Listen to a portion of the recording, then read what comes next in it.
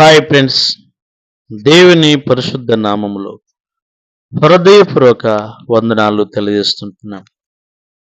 దేవుని పరిశుద్ధ గ్రంథములో నుండి నేటి దిన వాక్యమును చదువుకుందాం. కీర్తన 16:7లో మనం చూస్తుంటున్నాం.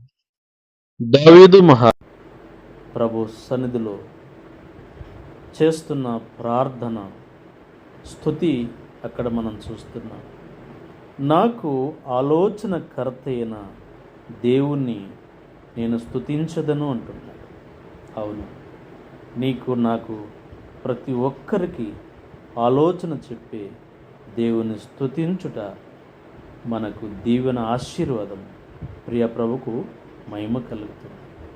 ఆయన కూడా పలుకుతూ ఉంటున్నాడు. ప్రభు కీర్తన 32:8లో ఇదిగో నీ మీద దృష్టి ఉంచి నీకు ఆలోచన చెప్పదను. బుద్ధి జ్ఞానము లేని గుర్రముల వలను కంచర గాడిద వలను మీరు ఉండకుండా ఇదిగో మీ మీద దృష్టి పెడుతున్నాను, మీకు ఆలోచన చెప్తాను, మంచి మార్గములో నడిపించటానికి మీకు ఉపదేశము చేస్తుందనని ప్రియ ప్రభు పలుకుతున్న మాట అక్కడ మనం చూస్తుంటున్నాం.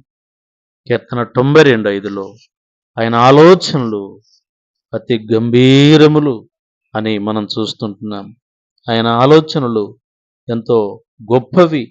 ఆయన ఆలోచనలు ప్రయోజనకరమైనవి. ఆయన ఆలోచనలు క్షేమాన్ని కలిగించేటివి.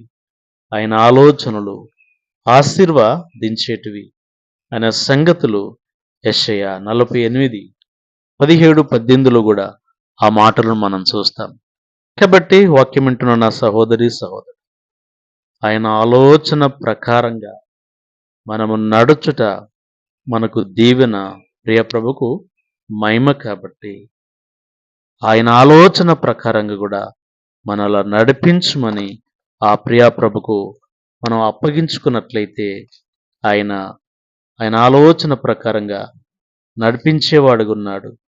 ఆయన మార్గములో త్రిప్పే ప్రభున్నట్లుగా దేవుని యొక్క లేఖనములో మనం చూస్తున్నాం. కాబట్టి ఆ రీతిగా మనం ముందుకు సాగుట దీవెన, ఆశీర్వాదం. కీర్తన 73:24లో కూడా ఆ మాట మనం చూస్తాం. నీ ఆలోచన చేత నన్ను నడిపించదవు అని భక్తుడు పలుకుతున్న మాట మనం చూస్తుంటున్నాం.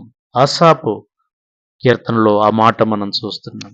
కనుక ప్రభు ఆలోచన ప్రకారంగా నడుద్దాం. ఆయన ఆలోచనలు గంభీరం, ఆయన ఆలోచనలు శ్రేష్టమైనవి, ఆయన ఆలోచనలు ప్రయోజనం కలిగించేటివి, ఆయన ఆలోచనలు మన జీవితంలో క్షేమాన్ని కలిగించేటివి. కాబట్టి ఆయన ఆలోచన చెప్తున్నప్పుడు త్రోసివేయకుండా ఆయన చెప్పే మాటకు విలువిద్దాం. ఆయన ఆలోచనలు పాటిద్దాం. బ్లెస్సింగ్ను పొందుకుందాం. God bless you.